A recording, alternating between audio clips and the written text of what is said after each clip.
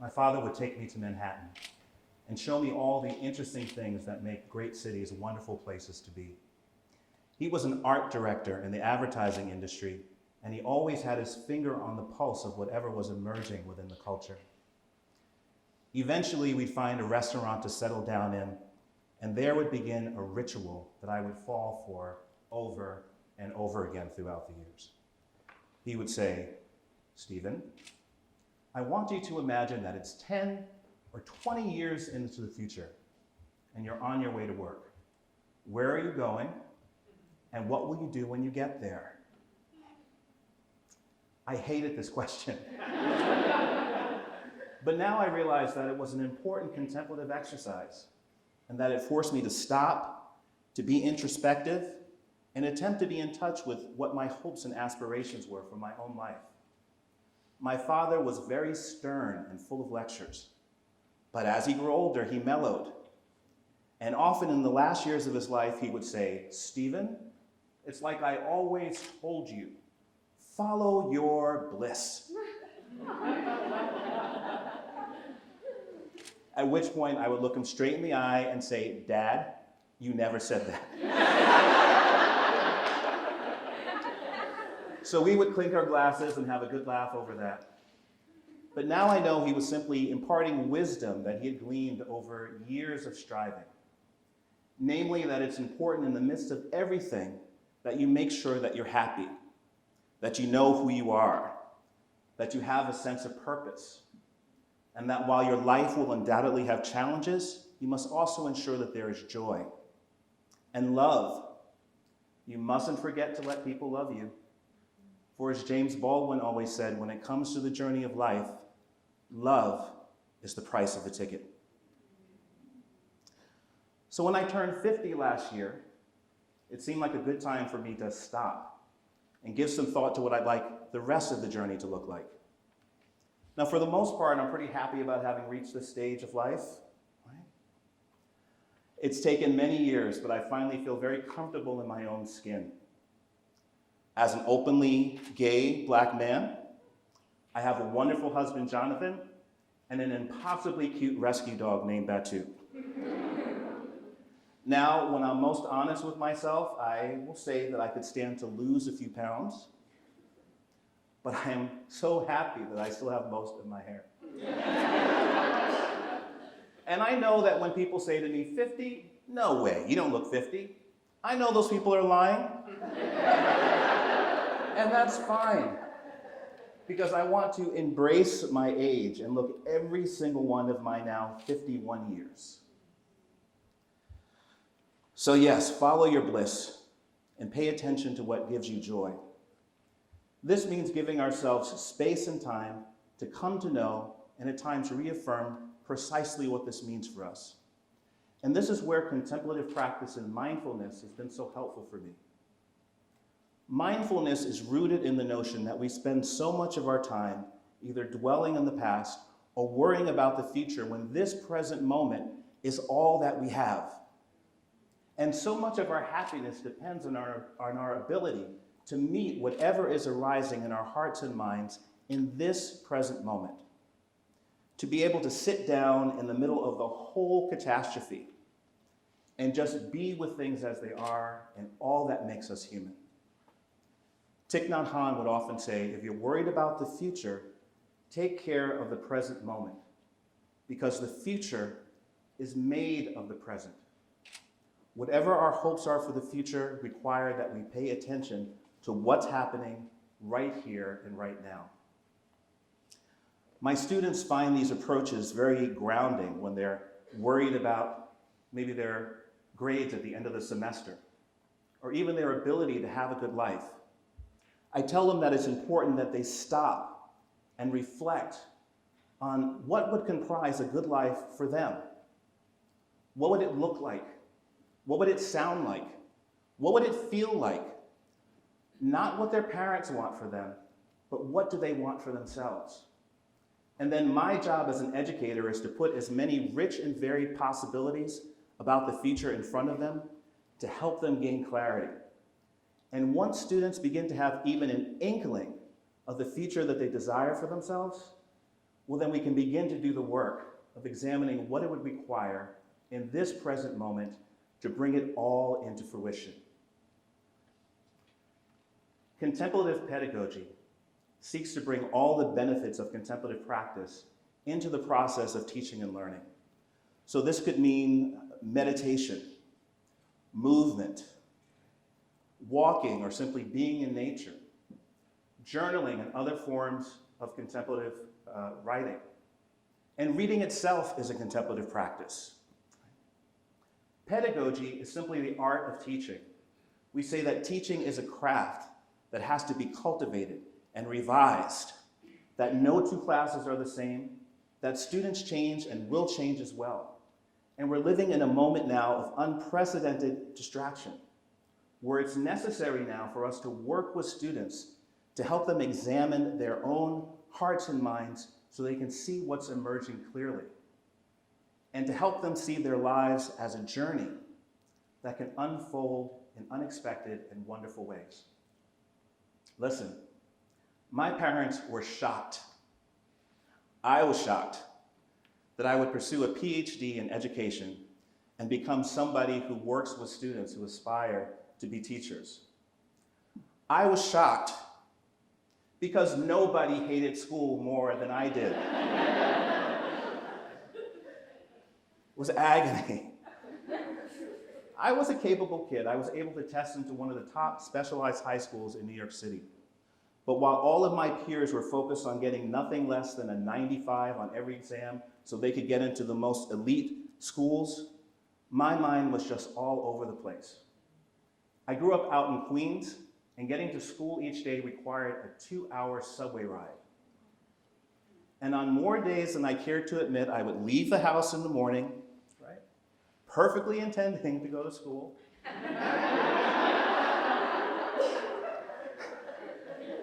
But when that train hit Manhattan, I would find myself magically levitating off the train to wander the streets of Manhattan and all those places that my father had shown me, getting lost in the bookstores of Greenwich Village, and I could spend hours in record stores. God, I miss record stores. I was a curious kid. I loved learning, but there was something about the rigidity of the schools that I went to and the way that the teachers acted more like gatekeepers and educators that didn't work for me, and I was in full rebellion against it. I was absolutely certain that I would never be accepted into any college. And then one day I was walking down the hall, right, one day when I had managed to get to school, and I saw a poster for Antioch College in Yellow Springs, Ohio. And it was a colorful poster and it was full of words. It said, "Have you ever been labeled?" And there were words like creative, sensitive, artistic, intellectual, and so on. Right? So I thought, that sounds like me. And I pulled off the business reply card and I filled it out and I put it in the mail and I forgot about it. And then a couple of weeks later, I got a call from someone asking if I'd like to come out for a prospective student visit. And I soon found myself on a plane to Ohio, where I met with admissions counselors and faculty and students who listened to my whole story and saw all the potential that wasn't reflected in my grades. So, when I got the acceptance letter, I was so excited that I took it with me into school the next day and I was sharing it with some of my friends in homeroom. So the teacher caught wind of this and he came over to me and he looked me straight in the eye and made a point of saying that he was certain that the only reason I had been accepted was because the school needed to increase their number of minority students. And I thought, really? Okay, I'll show you. But over the years in my own contemplative practice and moments of meditation and silence, I've often thought of that teacher. And I've wondered, what was his story? What would have motivated him to say that to me, right? An 18-year-old, to actively attempt to squander joy? And that experience made me realize that teachers are in such a powerful position and that they can do amazingly good things, but they can also cause indelible harm. I did have some good teachers in high school, though. I remember one high school math teacher who called me out into the hallway one day to tell me that he knew I was capable of doing the work, but that my attitude wasn't right and that I needed to apply myself. So years later, I found that teacher online, and I wrote to him to say what a positive impact he'd had on my life. He was so happy. He thanked me for reaching out, figuring that I must have done wonderfully in his class. And I said, no, I failed your class spectacularly. But I never forgot that you took the time to talk to me, right? That you affirmed the potential that you saw in me and encouraged me to take a different approach. So in many ways, my own desire to become an educator grew out of my own struggles with school and hoping that I could facilitate a different experience for students. And being a college professor seemed like a perfect time to engage with students just as they're really struggling with questions of identity and sense of purpose. There are times where I will walk into a classroom and the sense of sadness and anxiety in the room is so palpable that we have to stop before any teaching and learning can take place. So in those moments, I'll find myself saying, okay, I want all of you to take out a piece of paper, right? Don't worry, I'm not collecting this. This is just for you. I want you to see if you can just allow yourselves to be here. Allow yourselves to arrive. And I just want you to write for how you're feeling in this moment. I find that engaging students in this way often makes all the difference in how a particular class will unfold. Contemplative writing is what I use most often to help students get in touch with their thoughts and intentions. There are students who are very reluctant to say anything in class, but they are oceans of depth and insight when the instruction is, don't write for what you think I want to hear. Write for where you're at in this moment. Don't overthink it. Just get words out on the page. I teach a lot of courses where we have to deal with challenging topics like racism and systemic oppression.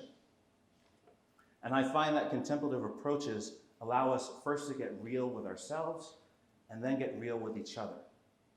So oftentimes I'll ask students to reflect, can you remember where were the first messages that you ever remember receiving about race or sexuality, right, or gender?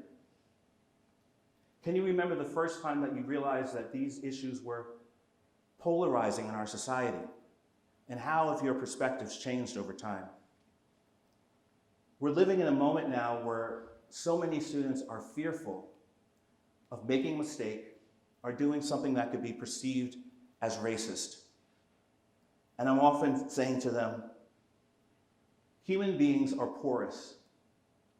So that means that we absorb all the messages that come at us from the larger society. So if there's racism in the larger society, we're going to find it in our institutions. It comes into our institutions in the hearts and minds of the people that the institutions are comprised of. If there's racism in the larger society, when we do the work of being introspective, of being contemplative, we'll find it within ourselves, right? And that's what should concern us most. When we find racism within ourselves, when we find sexism, when we find homophobia within ourselves, what do we do about it? Can we see it for what it is? And for most of us, to get these ideas out of our hearts and minds requires a fair amount of scrubbing. I've been in higher education now for almost 25 years. And I'm sad to say that most, if not many, efforts around diversity and inclusive excellence will fail because people are either unable or unwilling to do this work. So now, in my 51st year, I've come up with the courage to say, no, I can't give you a toolkit of 10 easy things that you can do in your classroom tomorrow with your students. Right? I say, no, thank you for the offer, but I can't come and do a one-day workshop for you on diversity. Right? It's not that simple. We have to dig deeper. We have to do what my friend Dr. Yolanda Sealy-Ruiz calls the archaeology of the self. This constant digging and reflecting and re-reflecting over the course of a lifetime. Listen, in whatever work we do or hope to do in the days that are coming, it's going to require moments of stillness, of solitude, to connect with other human beings about things that really matter, or even to discern what matters most for us. And I want to be in support of that. So usually in every class, every semester, in one way or another, I'll find myself saying, class, I want you to imagine that it's 10 or maybe 20 years in the future. And you're on your way to work. Where are you going? And what will you do when you get there? Thank you.